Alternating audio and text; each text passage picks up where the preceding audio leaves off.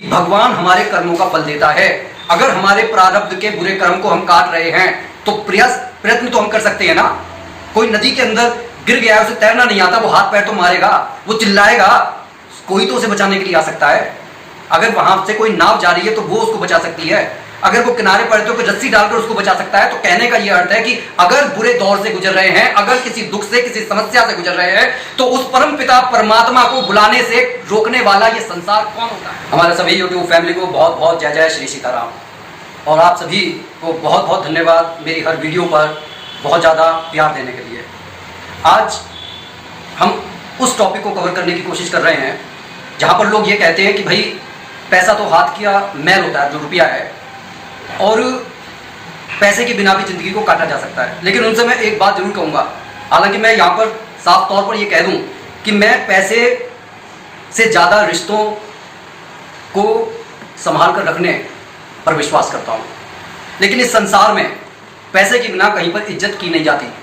सबसे बड़ी बात तो यह है कि एक अमीर आदमी अगर बीमार पड़ता है, उसे कोई हल्का सा भी रोग हो जाता है, मतलब उसे कोई भारी भरकम रोग है, तो वो विदेशों में जाकर उसे ठीक करवा कर आ सकता है। लेकिन जिसके पास में पैसा नहीं है, एक जरा सा हल्का सा रोग होने पर भी वह अपने मृत्यु के निकट पहुंच जाता है, अपने जीवन की जो अंतिम सांसों को गिन गिन कर पहले ही मर लेता है। जिसके पास में पैसा नहीं है वो अपने बच्चों को अच्छी शिक्षा नहीं दे सकता। जैसे हम कहते हैं ना कि भाई बच्चे को संस्कार दीजिए, संस्कार हर जगह पूजे जाते हैं, लेकिन किसी जगह पर यह कहा गया है कि आपके पास में चाहे बल नहीं है, बुद्धि नहीं है, लेकिन अगर पैसा है तो आप हर जगह, हर महफिल में पूजे जाएंगे।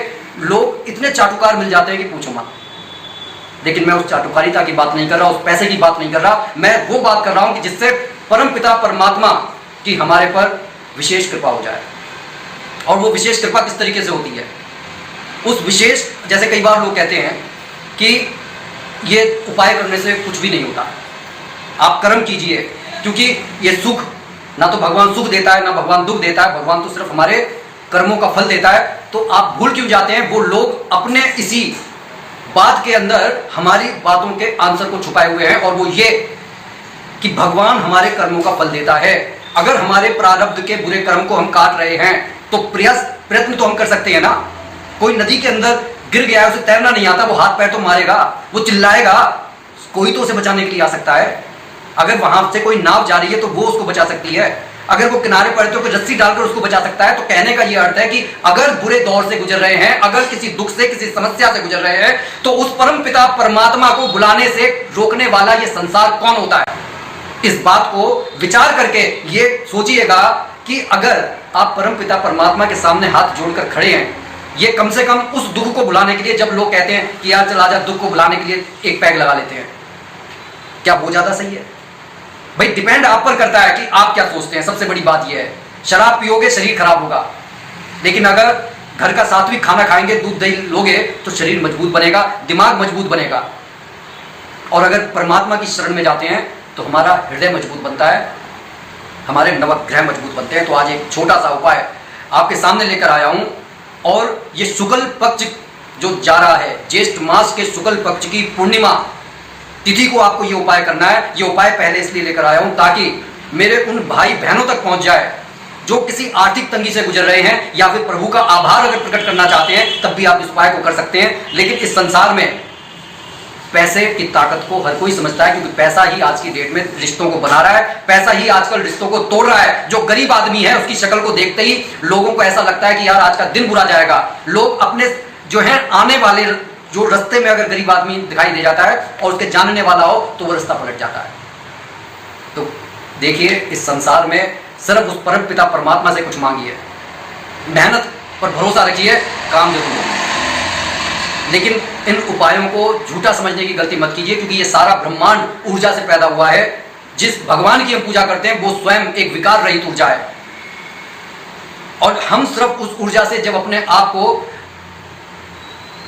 उस वाइब्स में लेकर चले जाते हैं, उस तरंगों में लेकर चले जाते हैं, तो हमारे काम धीरे धीरे होने लगते हैं। तो आपको करना यह है कि आपको सूत का एक बंडल कहीं पूजा वाली दुकान पर से लेकर आना है, कलावा लेकर आना है इस उपाय को करने के लिए।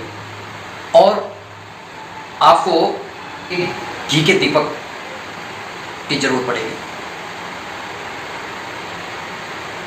11 जून को पूर्णमासी के दिन सुबह जल्दी ब्रह्म मुहूर्त में उठकर परिवार के साथ स्नान आदि करके भगवान श्री हरि के चरणों में सर नवाकर अपनी बात कहिए कि हे प्रभु, मेरे को पैसों की अति आवश्यकता है, कृपया मेरी इच्छा को पूरा कीजिए। और आपको मालूम होगा कि धन की अधिष्ठात्री देवी माता लक्ष्मी है और नारायण भगवान इस संसार का पालन करते हैं, इसलिए इन दोनों की पूजा हमारे को साथ में करनी होगी। पूर्णमासी के दिन जो आप सफेद सूत का धागा लेकर आए हैं, उसे अपने जितनी आपकी हाइट है सर से लेकर पैर तक उतना आपको ले लेना है धागा, और फिर तोड़ना नहीं है, उसको 3 बार मतलब उसे तिगुना कर लेना है। आपने जो धागा लिया है उसको बिना तोड़े एक बार आप मोड़ लीजिए, फिर दूसरी बार मोड़ लीजिए, वो तिगुना हो जाएगा। उसके बाद में एक कटोरी में आपको 2 चुटकी हल्दी डाल लेनी है और थोड़ा सा पानी भिगो लेना है, जिसके अंदर वो जो धागा आपने तैयार किया है वो उसके अंदर डूब जाए। उसके बाद में आपको कलावा लेना है और उसे भी अपनी हाइट के बराबर। ये कार्य घर का मुखिया या गृह स्वामिनी कर सकती है, लेकिन पूजा में शामिल सबको होना चाहिए। जितना कलावा, जितनी हाइट है उतने हाइट का आपको कलावा ले लेना है और इसको तिगुना नहीं करना है, ना इसको आपको हल्दी में डुबोना है। अब जो हल्दी में डूबी हुई कटोरी है उसको आप भगवान श्री हरि विष्णु के सामने रख दें और वो कलावे को आप माता लक्ष्मी के सामने रख दें। अगर आपके पास माता लक्ष्मी या श्री हरि विष्णु की तस्वीर नहीं है तो आप एक सफ़ेद कागज पर श्री हरि विष्णु का एक तरफ नाम लिखें और एक तरफ माता लक्ष्मी का, और ये लाल पेन से आप लिखें।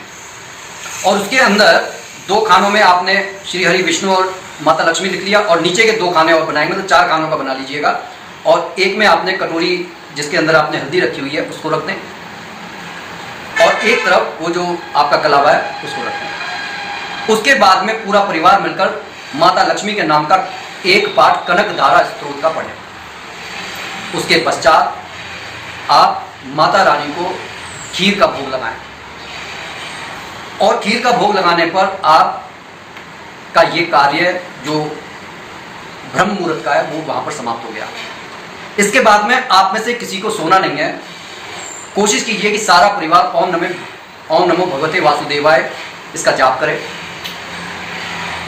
फिर उसके बाद में जो घर के आपको कार्य करने कर सकते हैं, बच्चे अपने स्टडी का काम कर सकते हैं, लेकिन रात्रि को, शाम को, मतलब प्रदोष काल में 7 से 8 के बीच में कोशिश हमारे को यही करनी है कि जब सड़कों पर आवाजाही कम हो जाए, आपको ये कलावा लेकर, वो सूत का धागा लेकर आपको वट वृक्ष के पास जाना है और एक घी का दीपक, आपको मिट्टी का दीपक ले लें, उसमें घी डाल लें और उसमें बाती लगा लें, माची ले जाएं। कोई सामान आपको लेकर वापस नहीं आना है, थोड़ी सी खीर का भोग भी आप वहाँ पर लेकर जाएं।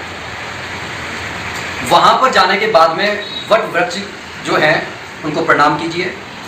जो आप घर से थोड़ा पानी लेकर गए हैं उसको आप वहाँ पर अर्पित कर दीजिए और वो जो माला है, वो जो आपका तिगुना आपने जो किया है अपने हाइट का, उस सूत के धागे को खोल लें और जितना हो सके उसमें गांठ मतलब गोल करके बांध दें। अगर 2 बार आ जाए तो 2 बार में बांध दें, 1 बार में अगर कंप्लीट हो जाता है 1 बार में कंप्लीट कर दें। उसके बाद उसके ऊपर उस कलावे को बांध दें और वहीं पर बैठकर भगवान से प्रार्थना करें, हे श्री हरि विष्णु, हे माता लक्ष्मी, मेरे घर पर जो है अपनी कृपा बनाए रखें।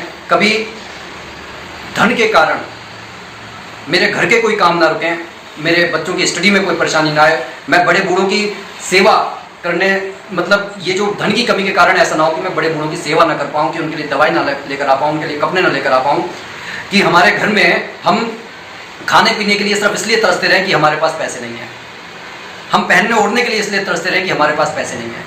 कम से कम हमारे जो इच्छाएं हैं, जो छोटी छोटी इच्छाएं हैं, वह पूरी होती रहें और आपकी कृपा बनी रहे, जिससे हम दूसरे उन लोगों की भी मदद कर सकें जो गरीब हैं, देनी है।